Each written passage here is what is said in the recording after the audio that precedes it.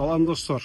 Назарыңыздарда 2021 жылкы Subaru Ascent Carfax ходовой частан болгон. Бирок бардыгы оригинал менен алмашылган. Кузов боюнча бир дагы алмашкан жери, урулган жери жок. Азыр биз винсандарын дагы бөлүшүп коебуз. Комплектация боюнча премиум класс. Машинанын абалы 91 000 милде.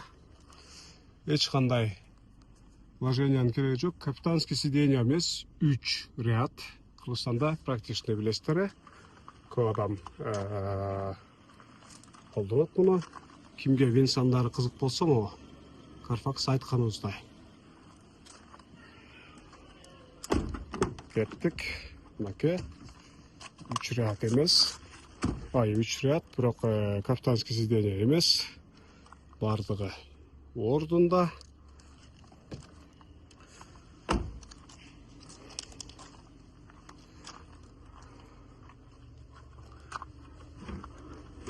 Бардык керектелчү эмеректер ордунда. Конкрат запаскасы ордунда.